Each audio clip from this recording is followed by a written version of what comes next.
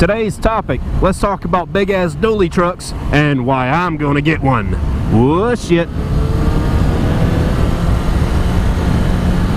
Woo! Y'all come ride with me.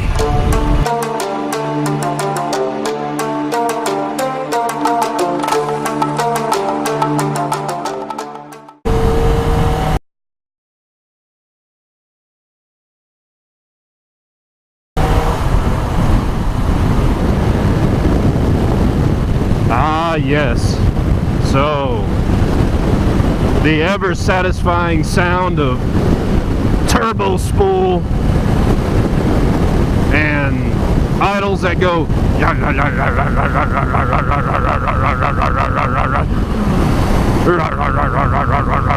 yeah, love it. So, yeah, if you haven't figured it out, I'm a GM fan. Always have been, always will be. With that being said, did you know that Duramax trucks are did you know that Duramax trucks are freaking expensive? Yeah. So I'm in the market. Yeah, I'm, you know, all options are open, man. I can't discriminate. When you get into the world of what's basically commercial grade diesel motors, right? You have to keep your options open. You have to give due respect to all manufacturers and what have you. So real quick, you got Chevy and GMC. So you got GM with the Duramax diesel, which is basically an Isuzu engine. It was a collaboration between Isuzu and GM a while back, and they came up with the Duramax. And then you've got Ford with the Power Stroke. Some folks refer to it as the Power Joke.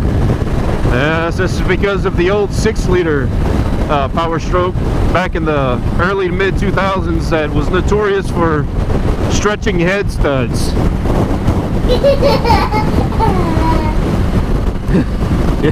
Love that meme. It never gets old, man.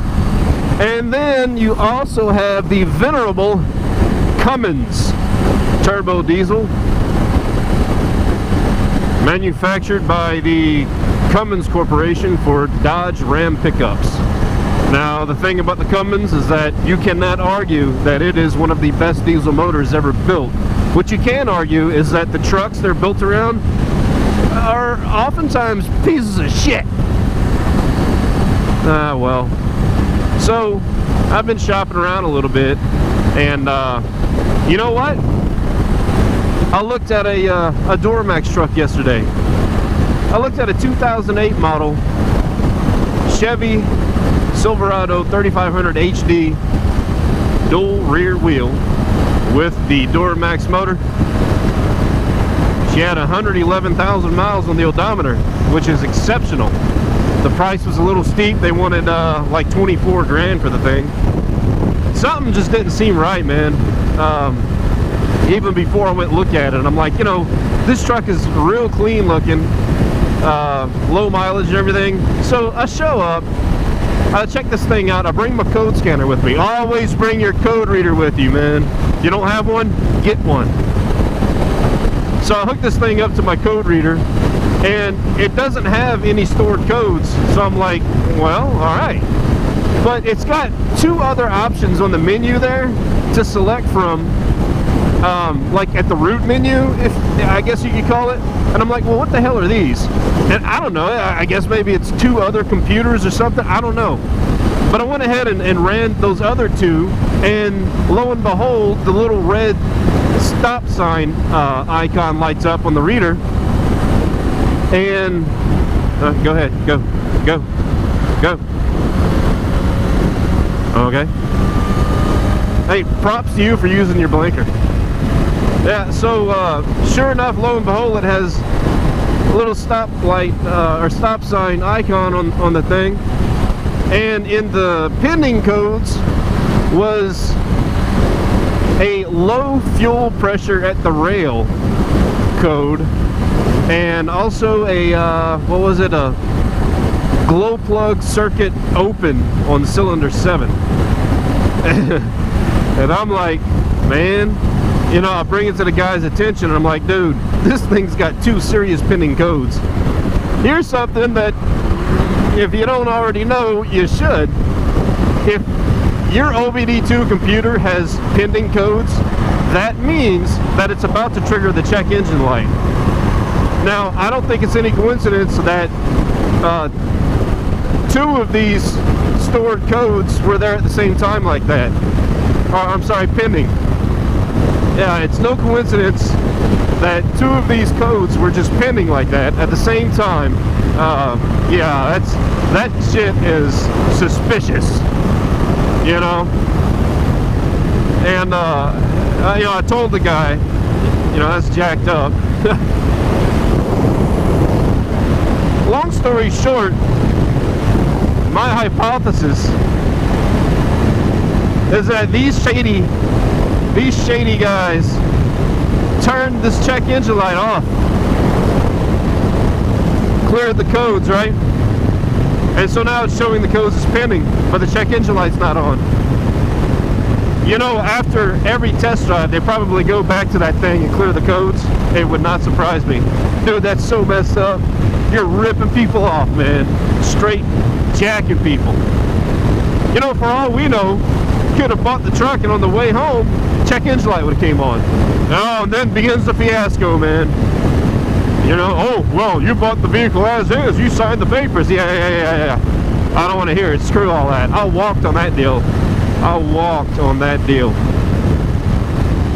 Yeah, so I wanted to do this video first. I'll probably do this in like a little 2-part thing. This is the first one where I just want to discuss, like I've been talking about, the different diesel options. And, you know, it's unfortunate. I really wanted to like that truck. It's a good looking truck, man. But you know, at the end of the day, it is what it is, and I'm not going to buy a vehicle. I'm certainly not going to spend that much money on a vehicle and then have to immediately start doing work on it. That's ridiculous. Oh, and so yeah, so the guy's like, well, hey, yeah, I gotta finish this story. You guys gotta. So the guy, he's like, all right, follow me to our shop. We're gonna have it looked at right now. So we show up at this shop. It's a really nice shop. You know, we got to give them that. I sit there for a little while. Apparently, their mechanic's looking at it, running the codes. The guy comes back out there. He's like, look, the mechanic looked at it. He said it's not a serious problem. It has to do with the type of particulate filter, the DPF, that is on the engine right now. It's an aftermarket one instead of AC Delco. And if you put an AC Delco DPF on this truck, that code will clear. Bullshit. Bullshit, dude. That's got nothing to do with that. It was then and there that I decided I was walking from that deal, man. Shook the guy's hand, wanted to punch him in the throat, but I shook his hand and off we went, man. So there's one other truck in particular I'm looking at, and it's a sweet deal. Matter of fact, well, you know what? Never mind. That'll be part 2. I don't want to drag this out too long. Part 2 is coming soon, and it's awesome.